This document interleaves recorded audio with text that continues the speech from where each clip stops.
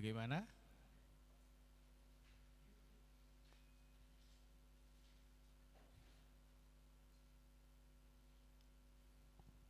Ya baik, Salam. Puji Tuhan, kita kembali lagi berkumpul di gereja ini untuk mempelajari kebenaran firman Tuhan. Bila di Bible Study yang lalu kita sudah belajar mengenai, ada yang masih ingat nggak? Sekedar mengingatkan. Tidak ingat. Jadi belajar mengenai apa kemarin judulnya? Kebiasaan yang luar biasa. Jadi Bible Study sebelumnya kita belajar bagaimana membangun kebiasaan-kebiasaan yang luar biasa, baik itu doa, puasa, bahkan memberi sedekah. Itu di dalam Matius pasal 6 ayat yang pertama sampai kepada ayatnya yang ke-18. Nah, malam hari ini kita akan belajar masih dari Matius pasal 6 ayatnya yang ke-19 sampai ke-34. Sudah dapat ya? Bila sempat kita akan pelajari semua, bila tidak nanti sampai di mana di situ kita akan pelajari. Sudah dapat semua, saya undang kita bangkit berdiri. Saya akan menggunakan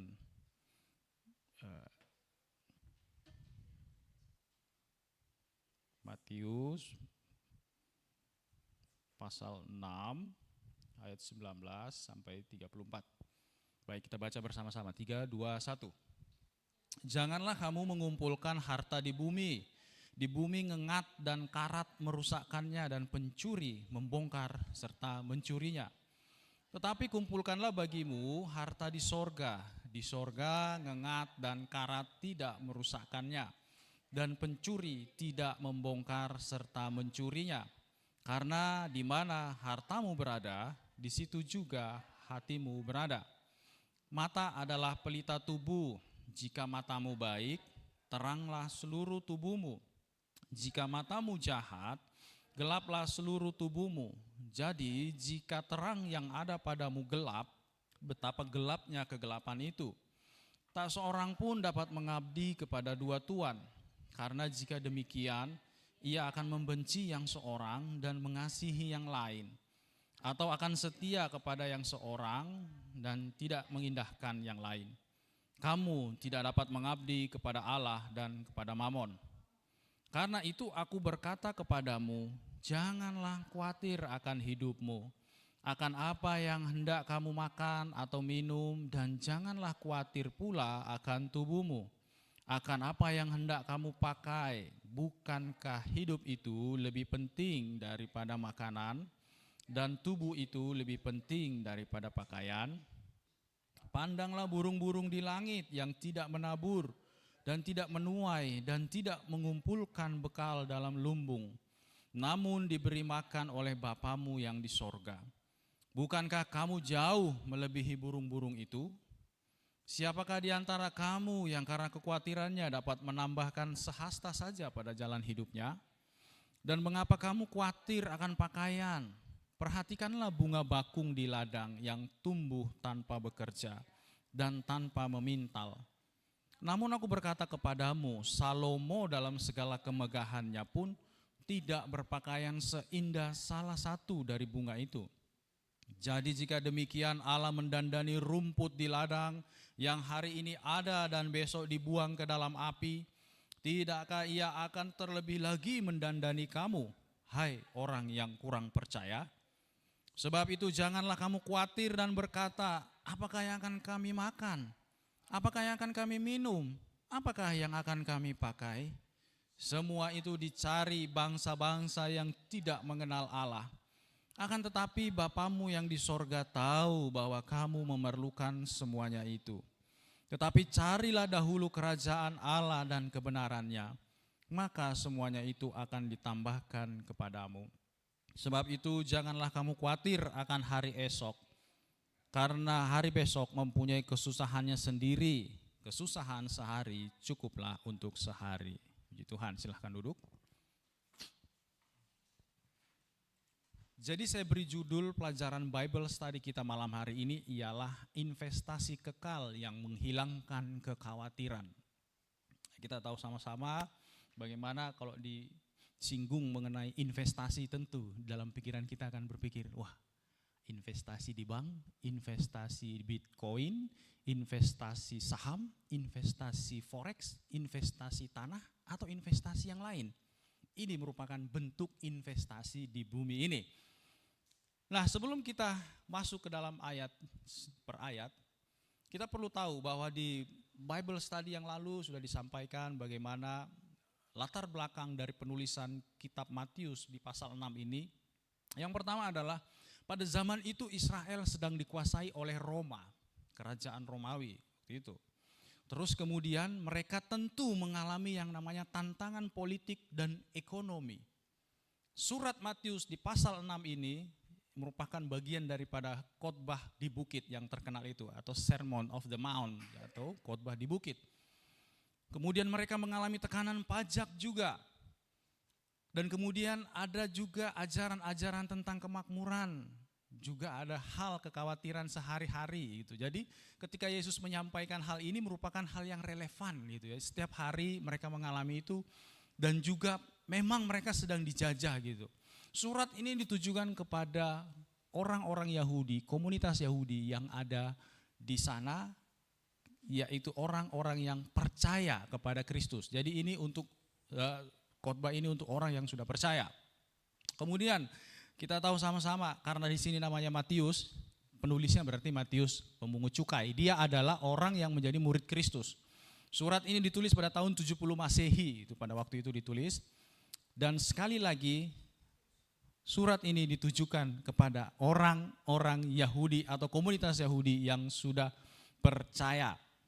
Dan ada satu hal lagi, latar belakang dari penulisan ini adalah bahwa masyarakat Yahudi pada waktu itu ketika ini ditulis gitu, mereka sangat menghargai yang namanya amal, doa, dan puasa. Jadi kemarin kita sudah belajar gitu ya pada saat pasal 6 yang memberi sedekah, terus kemudian ayat 5 hal berdoa, kemudian dimulai dari ayat 16 hal berpuasa. Nah, 3 hal ini yang kemarin kita pelajari yang sudah disampaikan oleh Pak Pendeta Agus itu merupakan hal yang sangat dihargai oleh orang-orang Yahudi pada waktu itu sebagai bagian daripada kehidupan religius mereka. Tetapi cenderung mereka melakukannya untuk mendapat pengakuan publik. Nah, ini adalah beberapa latar belakang yang saya catat di sini supaya kita tahu, oh kenapa sih Tuhan Yesus menyampaikan sampai perkara ini, harta di sorga, hal kekhawatiran. Jadi kita perlu tahu, oh iya ternyata memang mereka sedang dijajah oleh Romawi dan mereka mengalami tekanan politik serta tekanan ekonomi. Makanya Yesus hadir di sana, dia menyampaikan beberapa hal yang perlu diketahui oleh orang-orang percaya pada zaman itu. Kita mulai dari ayat 19, dikatakan di sana, janganlah mengumpulkan harta bagi dirimu di bumi, di mana ngengat dan karat merusaknya dan pencuri membongkar serta mencurinya. Jadi ini adalah sebuah perintah. Kita perlu tahu itu, ini adalah perintah karena dibilang jangan. Jadi kalau dibilang jangan berarti dilarang. Sama itu kan? Dilarang. Jadi kalau dibilang jangan berarti jangan, dilarang. Sama dengan tanda-tanda di pinggir jalan itu dilarang memutar arah, itu kalau dibilang dilarang berarti jangan putar arah gitu. Kalau dibilang jangan kemudian dilanggar maka ada konsekuensinya. Saudara bisa saja ditabrak mobil yang lain, kendaraan yang lain, atau saudara kena tilang gitu. Jadi kalau dibilang jangan atau dilarang, please deh, jangan lakukan gitu ya, jangan diterabas gitu. Kalau orang Indonesia banyak sekali yang tanda larangan itu dilawan itu, lawan arah, malah lawan arah. Bahkan kalau di pinggir tol, kalau saya biasa lewat itu, aduh ngeri juga gitu ya, di pinggir-pinggir samping-samping itu motor padat sekali, sementara itu melawan arah, kendaraan, truk, mobil dan lain sebagainya itu melaju dengan cepat. Nah itu gambaran bagaimana kalau dibilang kata jangan, mengumpulkan harta bagi dirimu di bumi, di mana ngengat dan karat merusaknya dan pencuri membongkar serta mengambilnya.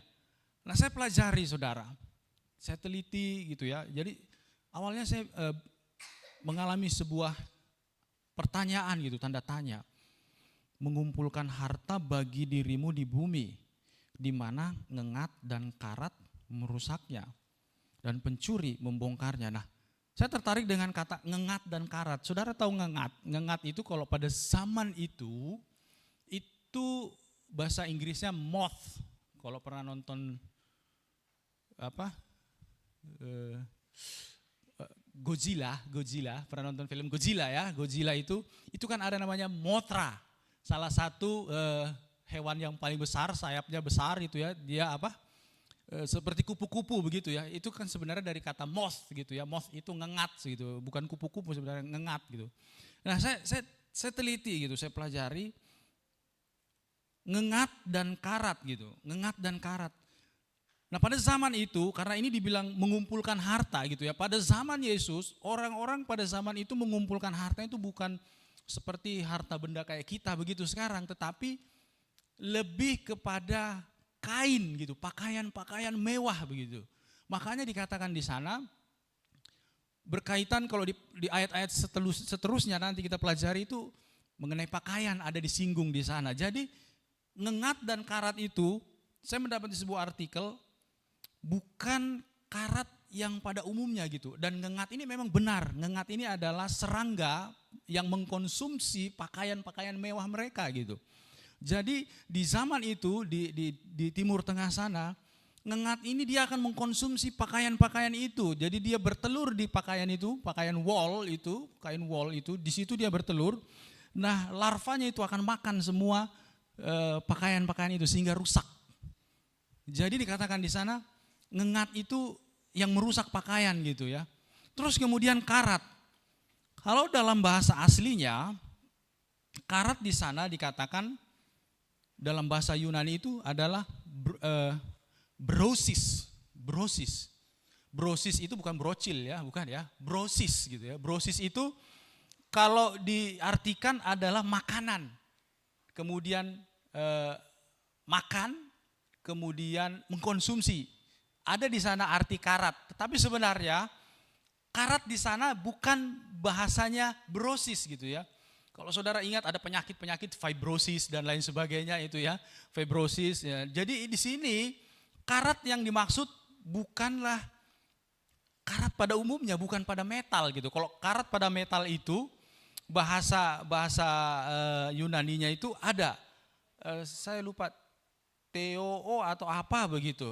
Itu bahasa asli dari dalam kitab Yakobus pasal berapa begitu. Nah, itulah yang dimaksud dengan karat bagi metal, bagi besi dan lain sebagainya. Tetapi karat yang di sini bukan itu gitu. Makanya saya bingung kan waktu pertama saya buka, lama gitu saya pelajari, saya cari gitu. Apa hubungannya ngengat dan karat? Oh, ternyata yang dimaksud di sini adalah kita tahu sama-sama bahwa dalam menerjemahkan Alkitab ini, bahasa kita dan bahasa Inggris itu mengalami kesulitan di dalam mentranslate dari bahasa Yunani. Karena dalam bahasa Yunani itu memiliki bahasa yang spesifik untuk beberapa hal. Dan itu tidak bisa ditemukan dalam bahasa kita gitu. Sehingga yang paling mungkin mendekati gitu, entah kenapa ditulis ngengat dan karat, kenapa enggak langsung. Sebenarnya makna yang sebenarnya adalah serangga pemakan. Jadi begitu, bukan ngengat dan karat gitu ya. Serangga pemakan atau serangga yang mengkonsumsi. Karena karat dalam bahasa Yunaninya itu, yang itu tadi yang saya bilang itu, bukan brosis gitu. Brosis itu artinya dikonsumsi, makan makanan. Nah, itu sebabnya Yesus mengatakan, jangan mengumpulkan harta bagi dirimu di bumi. Karena pada waktu itu yang dikumpulkan oleh masyarakat waktu itu, pada zaman itu, yang pertama adalah pakaian-pakaian indah. Kemudian yang mereka kumpulkan adalah gandum, bahan-bahan makanan yang ditaruh ke dalam lumbung. Kita tahu di ayat sebelumnya nanti akan ada di sana. Tidak mengumpulkan dan ada berbicara mengenai lumbung. Nah, inilah yang dimaksud. Jangan mengumpulkan harta benda yang ini, pakaian, makanan-makanan supaya kita nggak khawatir ini dan lain sebagainya. Karena sekali lagi latar belakang penulisannya tadi adalah mereka mengalami tekanan ekonomi. Jadi Tuhan Yesus mengambil contoh yang paling relevan apa yang mereka alami sehingga digambarkanlah di sini. Karena apa? Serangga yang mengkonsumsi itu bukan hanya pakaian, tetapi juga makanan-makanan itu bisa dikonsumsi oleh serangga-serangga tersebut, binatang-binatang ini. Jadi Tuhan tahu gitu, apa yang bisa membuat harta yang mereka kumpulkan ini bisa rusak gitu, turun nilainya. Makanya dikatakan jangan kamu kumpulkan yang ini. Nah kemudian lanjut di ayat 20, namun kumpulkanlah bagimu harta di surga. Oh iya, yang satu tadi pencuri. Emas memang tidak bisa berkarat, saudara. Saya browsing, saya cari. Emas apakah bisa berkarat? Ternyata tidak gitu. Emas tidak bisa berkarat, saudara. Jadi kalau dibilang di sini karat merusak, tidak cocok kalau kita misalnya bisa saja. Kenapa mereka tidak kumpulkan emas gitu kan? Emas tidak bisa berkarat ternyata. Tapi ini berkarat yang mana? Berkarat yang dimaksud adalah gabungan dari dua kalimat itu. Serangga pemakan atau serangga yang mengkonsumsi barang-barang yang mereka kumpulkan seperti baju serta bahan-bahan makanan itu. Nah itulah yang dikatakan sebagai karat itu. Kalau karat dalam aslinya itu di dalam kitab Yakobus itu adalah, saya sudah dapat ini, katio. Katio itu adalah karat untuk metal.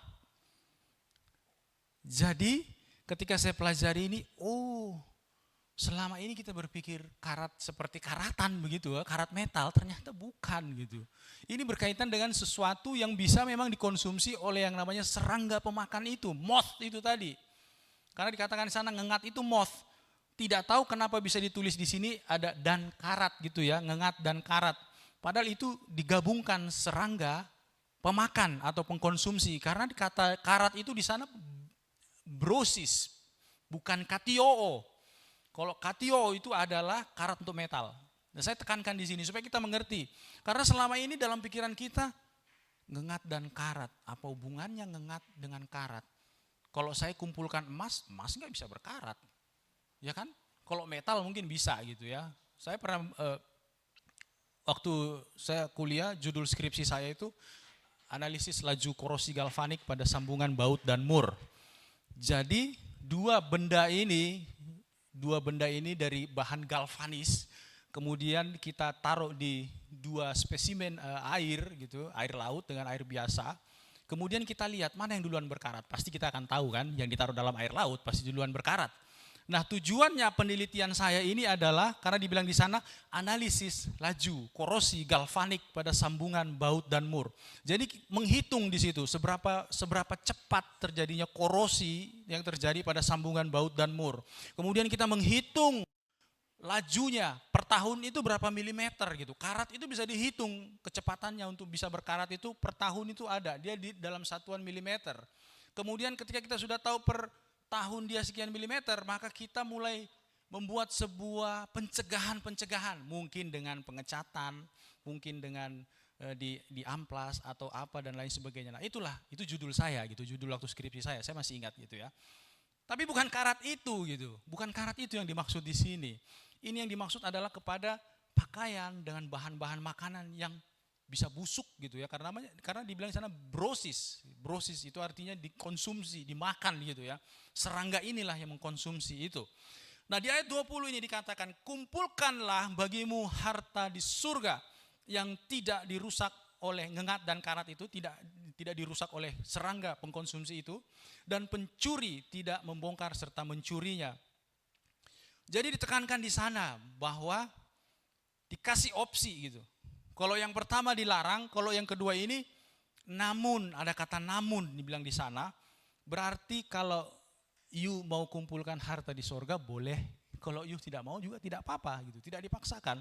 Tetapi yang awal itu perkara yang dari dunia ini atau barang-barang material di bumi ini, selain daripada itu emas dan yang bisa berkarat, kalau emas bisa dicuri gitu ya, makanya dipakai pencuri gitu, karena emas bisa dicuri. Itu dikasih opsi. Pilih itu yang ini loh. Kumpulkan harta di surga yang tidak dirusak oleh ngengat dan karat. Tentu kita akan bertanya, harta di surga itu yang bagaimana gitu kan.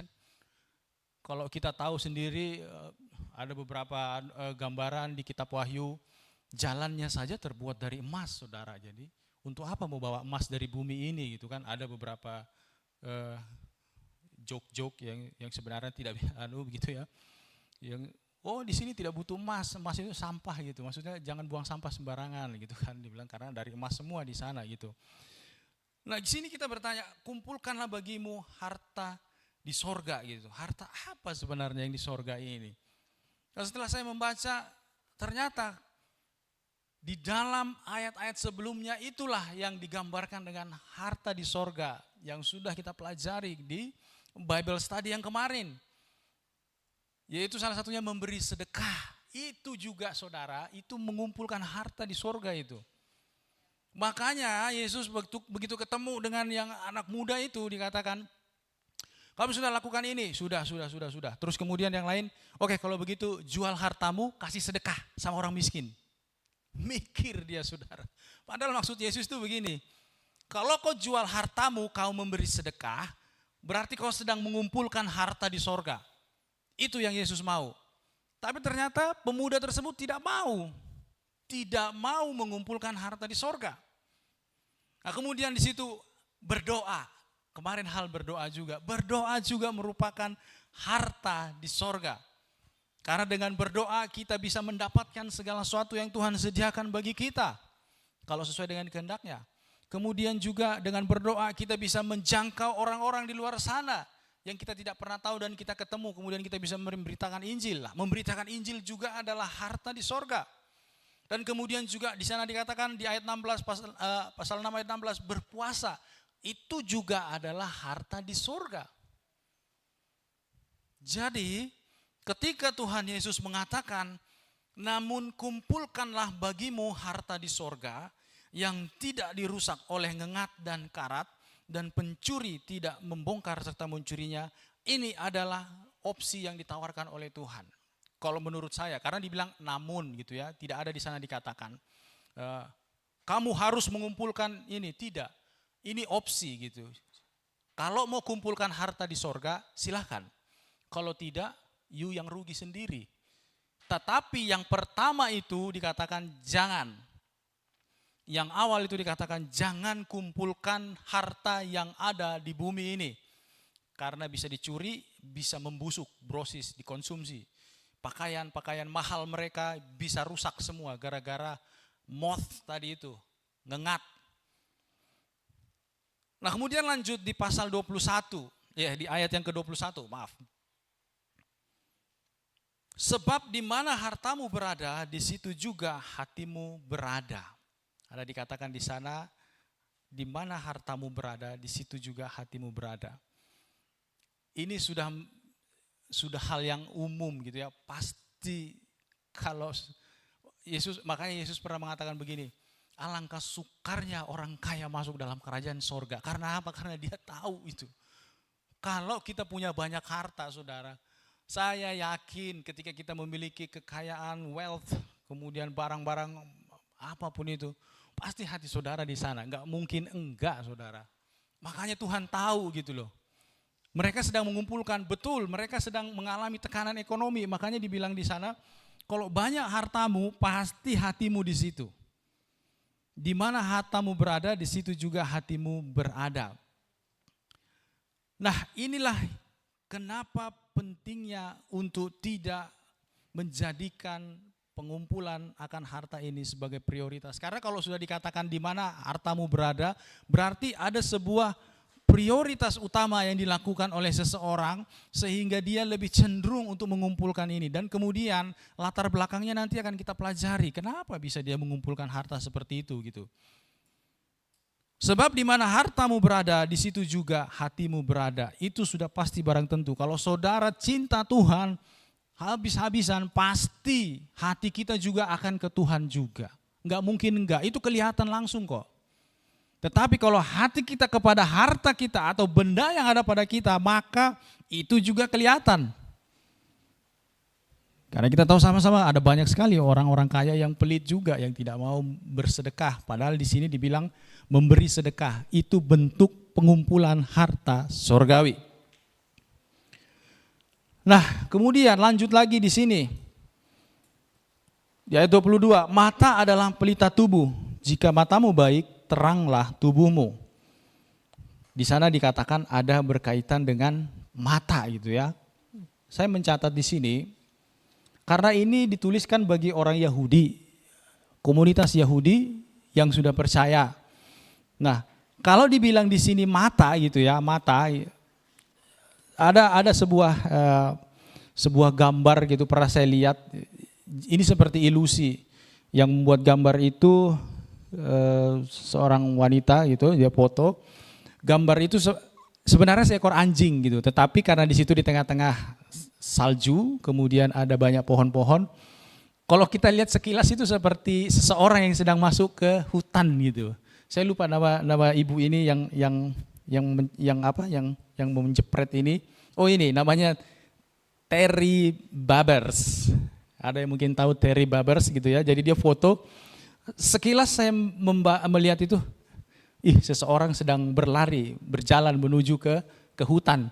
Tapi setelah dilihat betul baik-baik, didekati, itu ternyata seekor anjing, a puppy gitu ya. Ternyata seekor anjing yang dia foto gitu. Memang kulit bulu anjing itu gelap gitu ya. Jadi agak hangus, hidungnya juga ternyata itu seekor anjing. Itu merupakan sebuah ilusi gitu ya, ilusi optik gitu. Terkadang mata ini melihat sesuatu, terus kemudian otak menginterpretasikannya lain gitu ya, seringkali begitu gitu. Nah makanya di sini dikatakan 22, mata adalah pelita tubuh. Jadi Tuhan Yesus sedang menggunakan mata sebagai alat untuk menyampaikan pesan. Karena dalam tradisi Yahudi di sini yang saya catat, mata bukan sekedar organ fisik, tetapi juga mencerminkan pemahaman tentang moral, persepsi, dan pengawasan Tuhan atau jendela jiwa. Mata adalah jendela jiwa di situ ya. Nah, dikatakan di sana, kalau kita sudah pelajari beberapa waktu yang lalu, Anda adalah garam dan terang dunia. Jadi kita adalah terang dunia. Dalam tradisi Yahudi, ada tiga gambaran yang tadi saya katakan tadi mengenai mata. Jadi kalau dalam bahasa Ibraninya itu, mata itu ayin. Ayin. In Hebrew word, eyes is ayin. Ayin.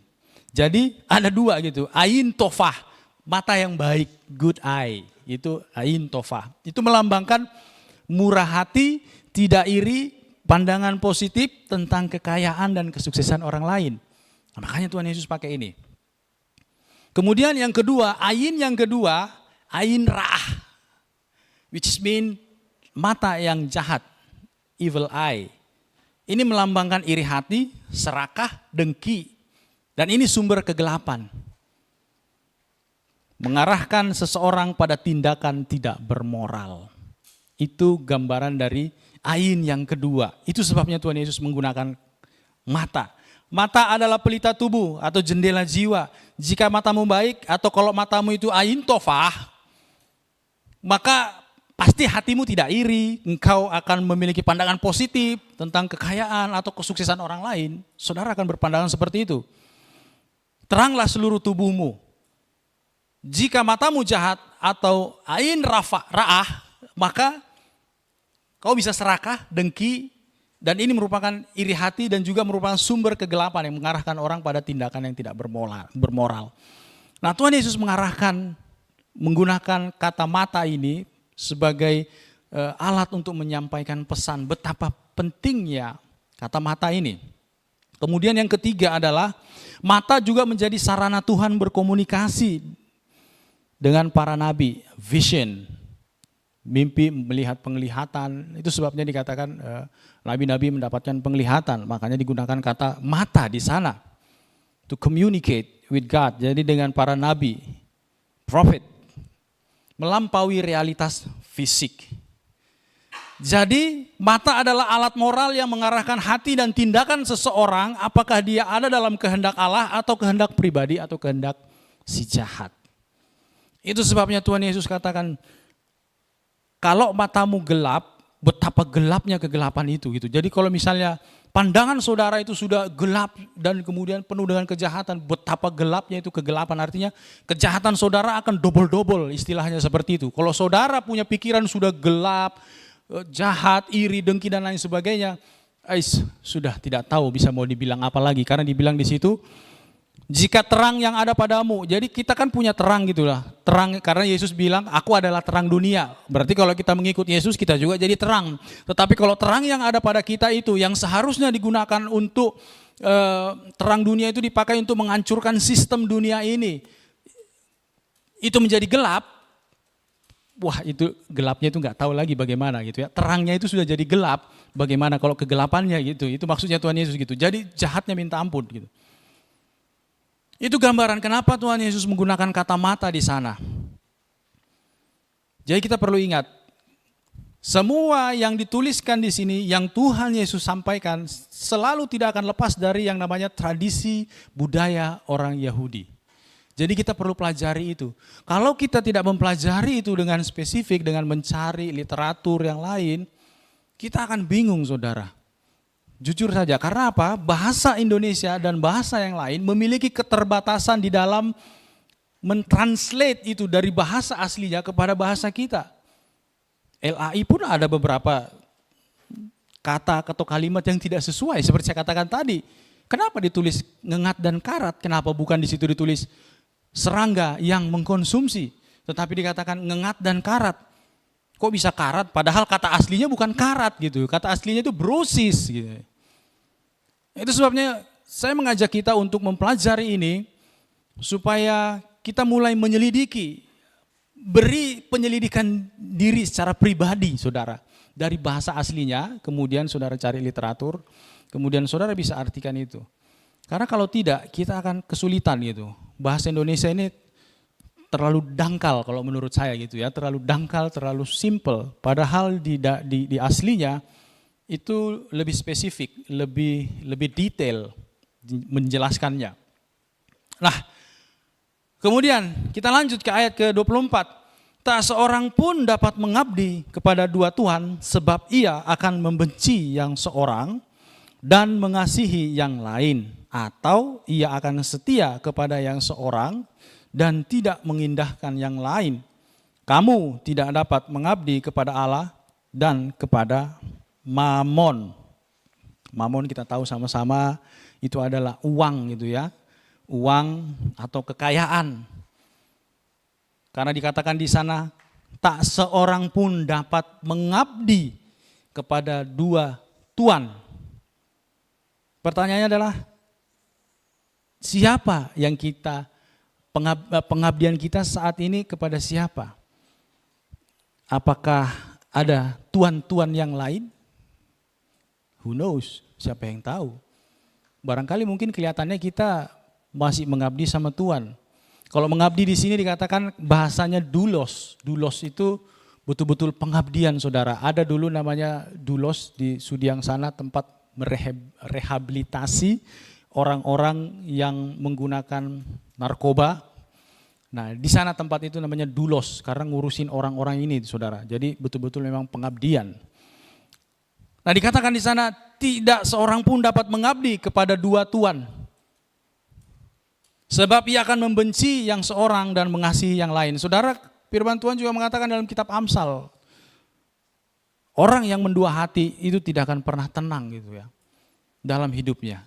Makanya Yesus menekankan lagi di sini, tidak dapat mengabdi kepada dua tuan. Karena ini dikatakan di akhir itu adalah Mamon, ada Allah dan Mamon, maka ya dua tuan inilah yang kemungkinan besar kebanyakan ada dalam hidup manusia. Apakah saudara mengabdi kepada Allah atau saudara mengabdi kepada Mamon atau kepada uang? Karena dikatakan di sana dua tuan, Allah dan Mamon, maka saudara harus pilih. Tidak bisa dua-duanya saudara ambil gitu. Saya mau ke Allah, tapi Mamon juga deh, supaya dapat juga gitu, uangnya juga, dapat Allahnya juga gitu. Tidak gitu. Karena dibilang di sana tak seorang pun dapat mengabdi. Artinya apa? Saudara pilih gitu. Tidak bisa saudara ambil dua-dua. Allah atau Mamon, dua-duanya kita dapat. Saudara harus pilih Allah atau Mamon, sudah itu aja. Titik. Tetapi ada juga ayat yang mengatakan bersahabatlah dengan mamon. Bersahabat bukan berarti saudara mengabdi gitu ya. Artinya apa yang kita punya itu kita pakai gitu. Supaya nanti sesuatu yang kita butuhkan bisa kita pakai ini gitu. Karena ini alat gitu. Mamon ini sebenarnya alat gitu ya, alat. Tetapi banyak dari kita malah mengabdi kepada mamon ini, kepada uang. Makanya Anda harus memilih berkaitan dengan seluruh arah dan tujuan hidup. Kalau Anda memilih Allah, maka kita tahu arah dan tujuannya. Kalau kita memilih mamon atau uang, kita tahu tujuannya bagaimana. Anda menjadi greedy atau serakah, maunya terus menambah ya. Makanya tadi di ayat sebelumnya gitu loh, jangan kumpulkan harta yang di bumi. Makanya Yesus bilang apa? Ya mamon ini banyak orang kumpulkan gitu loh. Akhirnya apa? Dia mengabdi kepada dua tuan. Uang adalah tuan yang jahat. Ini ada di dalam buku BDK 2, pengelolaan keuangan. Uang adalah tuan yang jahat, hamba yang baik. Berarti memang uang ini adalah tool, alat yang kita gunakan. Dia bisa menjadi hamba yang baik kalau kita menggunakannya dengan tepat. Kita pergunakan uang ini ya tadi saya katakan bersahabat gitu ya. Ada uang ini digunakan gitu pakai yang tepat gitu ya. Dan kalau dia salah penggunaannya atau kita memberi terus mencari terus, dia menjadi tuan yang jahat, maka saudara bisa dikuasai oleh uang. Itu sebabnya Tuhan mengatakan, akar dari segala kejahatan adalah cinta uang. Inilah yang dibilang menjadi tuan yang jahat. Saudara akan diikat terus oleh pikiran-pikiran keuangan dan lain sebagainya. Kemudian masing-masing tuan memiliki daya tarik yang berbeda dan arah yang berbeda. Allah punya daya tarik tersendiri dan mamon punya daya tarik tersendiri bagi orang-orang. Sekali lagi, tentukan pilihanmu. Ini bukan take me out, bukan ya.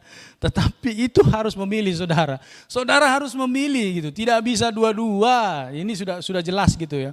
Tidak bisa mengabdi kepada dua tuan. Artinya harus pilih salah satu. Iya, pemuda tadi yang ketemu dengan Tuhan Yesus, dia mikir gitu ya, aduh.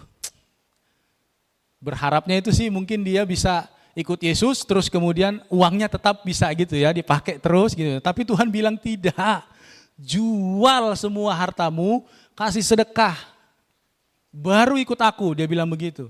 Akhirnya apa? Aduh, dengan sedih hati, ya udahlah.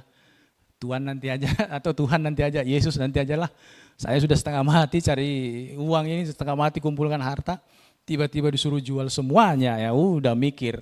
Itu merupakan bentuk anak muda itu memilih kepada perkara yang sementara, kepada uang tadi. Dia tidak pikir perkara yang kekal, mengumpulkan harta di sorga, yang sudah dikatakan tadi. Atau ia akan setia kepada yang seorang dan tidak mengindahkan yang lain. Itu sudah pasti saudara. Kita sudah tahulah banyak seperti begitu orang mendua hati atau mungkin dalam suami istri, suaminya selingkuh atau istrinya selingkuh. Itu pasti akan mendua hati dan itu di antara dua-duanya itu pilihannya pasti ada yang lebih dia sayangi, itu sudah pasti itu. Itu gambaran umum yang sering terjadi. Tetapi ini juga memberikan gambaran bahwa dua tuan itu bisa menyebabkan orang masing-masing ke arah yang berbeda. Itu sebabnya kita perlu untuk memilih yang mana yang saudara pilih. Ini di ayat 24. Kemudian kita lanjut. Karena itu aku berkata kepadamu, janganlah khawatir tentang hidupmu. Mengenai apa yang hendak kamu makan atau minum, dan janganlah khawatir tentang tubuhmu. Mengenai apa yang hendak kamu pakai, bukankah hidup itu lebih daripada makanan dan tubuh itu lebih daripada pakaian? Jadi dikatakan di sana, karena perikopnya judulnya adalah kekhawatiran saudara, atau bahasa Inggrisnya, bahasa kerennya, anxiety. Am I correct? Anxiety. Benar ya? Khawatir berlebihan, gitu ya. Bahasa kerennya gitu ya, anxiety. Anxiety gitu tulisannya itu. Anxious, gitu, anxious, khawatir berlebih.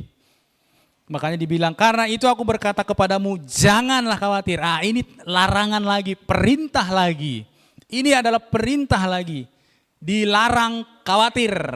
Jadi perintahnya jelas gitu ya. Dilarang khawatir tentang hidupmu, mengenai apa yang akan kamu makan, kamu pakai.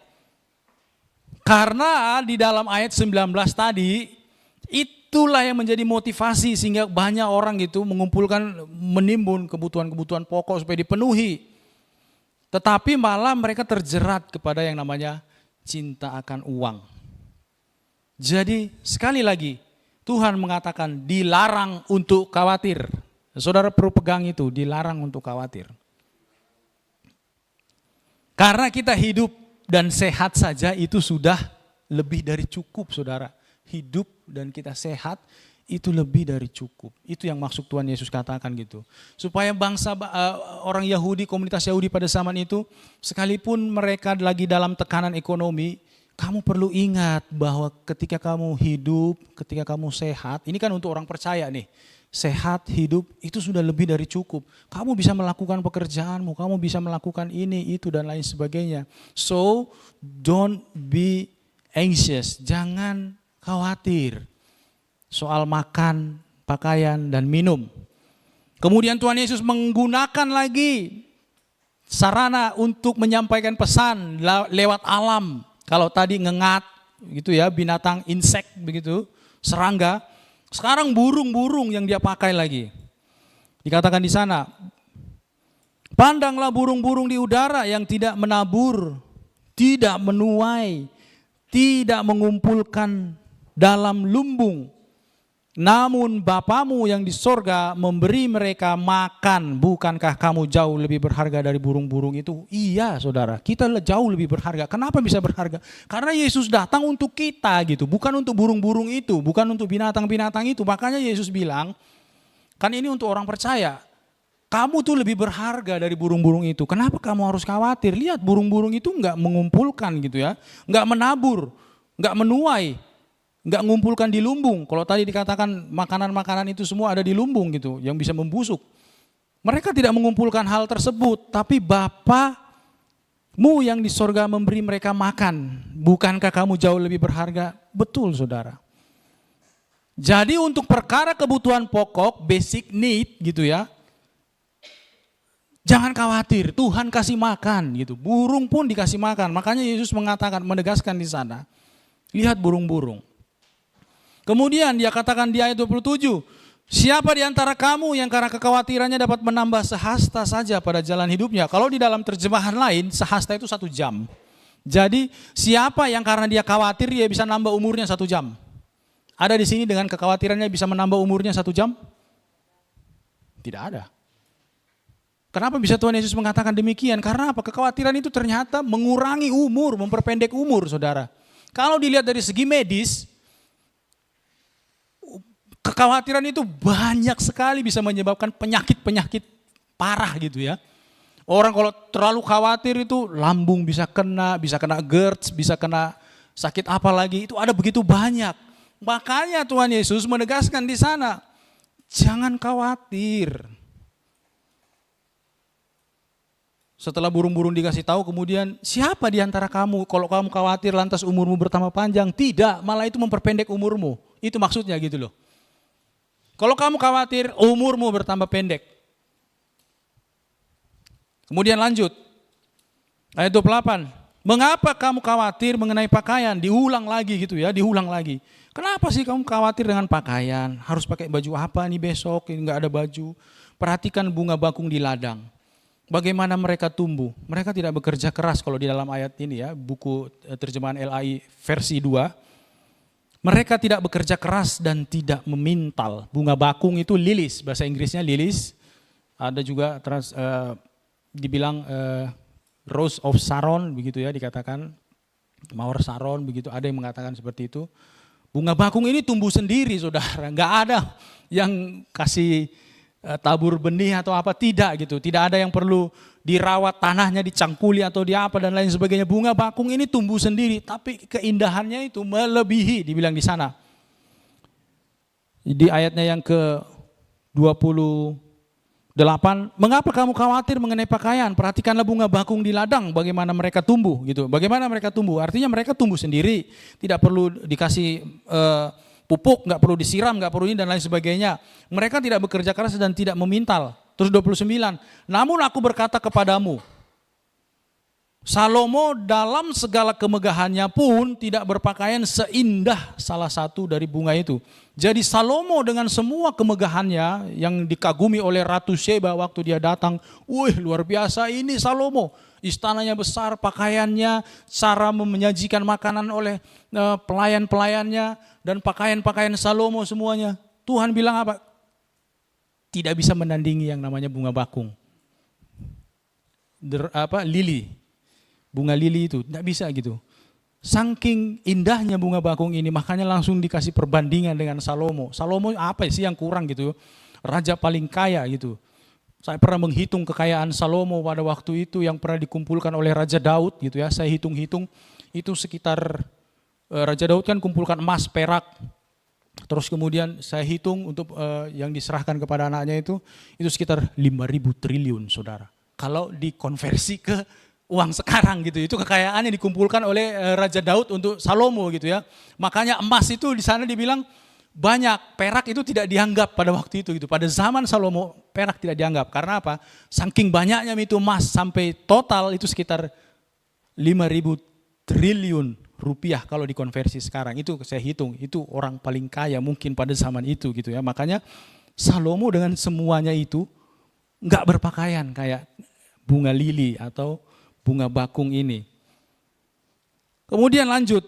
Jadi jika rumput di ladang yang hari ini ada besok dibuang ke dalam api, demikian didandani Allah, tidakkah ia akan terlebih lagi mendandani kamu, hai orang yang kurang percaya? Ya, di sini ditekankan lagi gitu. Kalau kita khawatir itu bentuk bahwa kita tidak percaya sama Tuhan. So when you are worried, it means you don't trust God. Kamu tidak percaya sama Tuhan. Makanya dikatakan kamu yang kurang percaya. Jadi kekhawatiran itu bentuk ketidakpercayaan kepada Tuhan. Hati-hati, karena sudah dikatakan jangan atau dilarang khawatir.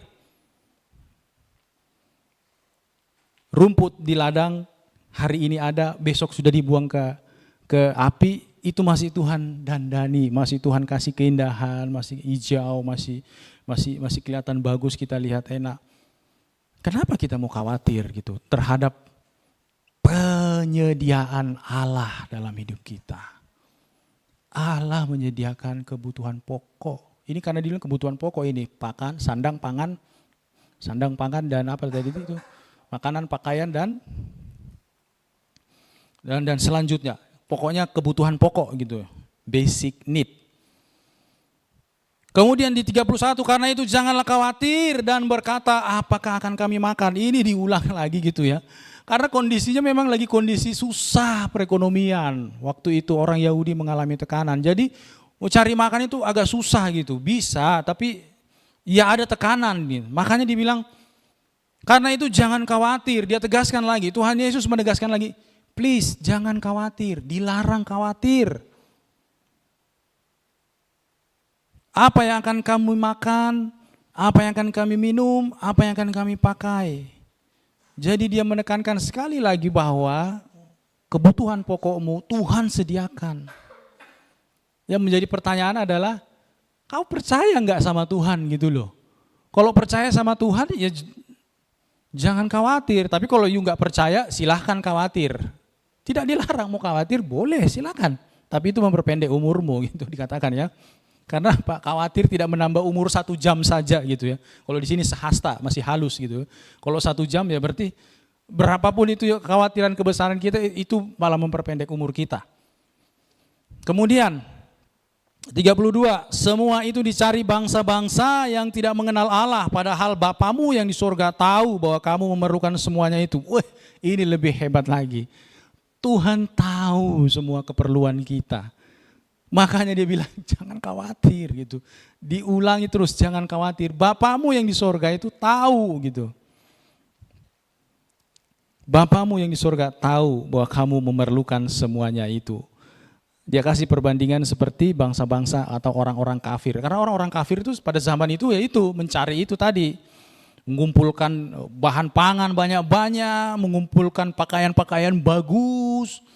Supaya apa? Supaya besok ada yang bisa kita pakai, besok ada yang bisa kita makan. Begitu gitu. Itu gambaran orang kafir pada zaman itu bikin seperti itu. Kamu adalah orang percaya, jadi jangan seperti pola pikirnya mereka. Gitu loh maksudnya Tuhan Yesus maunya percaya, jangan kayak orang kafir gitu ya. Nggak enak saudara kalau dibilang orang kafir gitu. Kalau di sini bilang bangsa-bangsa yang tidak mengenal Allah, itu sama seperti orang kafir sebenarnya gitu ya. Dan di ayat 33, tetapi carilah dahulu kerajaan Allah dan kebenarannya. Semuanya itu akan ditambahkan kepadamu. Ini intinya, ini paling inti ini di ayat 33 ini. Cari dahulu kerajaan Allah. Berarti ada sebuah tindakan aktif yang saudara terus lakukan seumur hidup saudara. Cari. Seperti saya katakan tadi, ketika kita mempelajari kebenaran firman Tuhan, baca gali Alkitab. Jangan terpaku hanya dalam bahasa Indonesia, pakai bahasa Inggris, pakai terjemahan yang lain, pakai literatur yang lain supaya bisa mengerti, mendapatkan pemahaman yang baru. Inilah yang dibilang carilah dahulu kerajaan Allah. Jadi menetapkan prioritas. Perkara yang kekal di atas perkara-perkara yang akan busuk tadi, akan brosis tadi. Yang akan menurunkan nilainya. Karena faktornya itu turun gara-gara itu tadi, moth gara-gara pencuri. Gara-gara serangga itu sehingga nilai itu menurun. Makanya dibilang cari dahulu kerajaan Allah.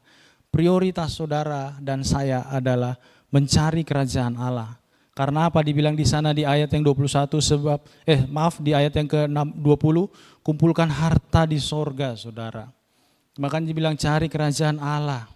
Kumpulkan dulu harta di sorga dan kebenarannya, maka semuanya itu yaitu tadi kebutuhan makan, minum, pakaian itu akan ditambahkan. Kalau saudara aktif, karena di sini dibilang cari itu berarti ada tindakan aktif. Untuk saudara mencari kebenaran firman Allah, menyelidikinya. Karena itu janganlah khawatir, diulang lagi, dilarang khawatir. Jangan khawatir tentang hari esok. Pasti pada umumnya kita akan berpikir, aduh bagaimana ya besok, bagaimana anak-anak, bagaimana kita mau makan, bagaimana ini, bagaimana. Tetapi dibilang di sini, janganlah khawatir tentang hari esok. Karena hari esok punya kekhawatirannya sendiri. Ini dalam bahasa ini, di sini. Kesusahan sehari cukuplah untuk sehari. Kalau hari ini kita lagi susah, ya udah cukup hari ini. Besok ada susahnya lagi tersendiri gitu loh. Dan kita nggak perlu khawatir, pasti kita akan lewati lagi. Terus begitu. Tapi yang penting di sini, kerajaan Allah dan kebenarannya itu harus menjadi top priority kita. Itu menjadi prioritas utama kita dalam hidup kita yang singkat ini. Sekali lagi, kenapa Tuhan Yesus menyampaikan ini? Karena ini merupakan bagian daripada khotbah di bukit yang terkenal itu. Karena pada waktu itu orang Israel mengalami tekanan politik, tekanan ekonomi. Makanya dia sampaikan ini supaya orang-orang percaya pada zaman itu, ayo. Jangan khawatir, kau berharga. Aku datang untuk menebus engkau. Itu sebabnya kau berharga. Jangan khawatir, percaya sama penyediaan Tuhan. Kebutuhan pokokmu pasti terpenuhi. Tapi cari dahulu kebenaran Allah, kerajaan Allah dan kebenarannya. Nanti yang lain-lain itu akan ditambahin gitu. Enggak dikasih tahu apa-apa yang mau ditambahkan gitu. Cuman yang lain akan mengikuti. Hari ini susah, besok belum tentu susah. Itu maksudnya. Kesusahan hari ini ya sudahlah, besok ada sendiri gitu. Mungkin ada kesusahan yang lain. Mungkin hari ini kesusahan nggak makan, besok kesusahan nggak minum, tapi masih bisa makan. Tetapi terus begitu. Menekankan kepada percaya kepada Tuhan. Jadi semuanya ini diberikan oleh Tuhan Yesus kepada kita orang percaya. Supaya kita tidak menjadi seperti orang-orang yang tidak mengenal Allah. Sampai di sini pelajaran kita malam hari ini. Kita berdoa. Terima kasih Bapa, kami sudah mempelajari firman-Mu. Kami mendapatkan kesimpulan yang bisa kami ambil. Bagaimana kami mau percaya kepada Tuhan. Karena ketika kami khawatir, itu bentuk ketidakpercayaan kami kepadamu. Kami mau percaya, full trust kepadamu. Kalau mata kami mungkin atau pola pikir kami salah, kami berdoa di dalam nama Yesus. ubahkan pola pikir kami supaya kami benar dalam memandang perkara hidup, perkara-perkara duniawi, perkara harta dan perkara kecukupan kebutuhan hidup kami. Berikan kami pemahaman yang baru, yang berasal daripadamu. Tolong kami untuk mengerti firman-Mu ini ya Bapa. Terima kasih firman yang luar biasa yang mengajarkan kepada kami. Untuk kami tidak khawatir, untuk kami berinvestasi kepada hal yang kekal, sehingga kami tidak khawatir Tuhan akan banyak hal. Karena kami tahu investasi yang bernilai kekal ini membuat kami tidak khawatir. Ketimbang kami berinvestasi untuk perkara-perkara duniawi, nilainya bisa menurun Tuhan. Segala sesuatunya bisa merusak, kekayaan kami bisa berfluktuasi. Oleh sebab itu kami mau percaya dan tidak khawatir kepadamu. Kami mau mengumpulkan harta di sorga itu, supaya pundi-pundi kekal kami sudah banyak di sorga nanti ya Bapa. Ajari kami, ingatkan kami terus tentang kebenaran firman-Mu. Roh Kudus tolong kami, mampukan kami. Segala sesuatu yang belum lengkap Tuhan yang hamba-Mu sampaikan, biarlah kiranya Roh Kudus yang akan memperlengkapi semuanya. Memperlengkapi kami semua untuk mengerti firman-Mu dengan benar ya Bapa. Terima kasih atas malam hari ini. Di dalam nama Tuhan Yesus Kristus kami telah berdoa mengucap syukur. Haleluya. Amin.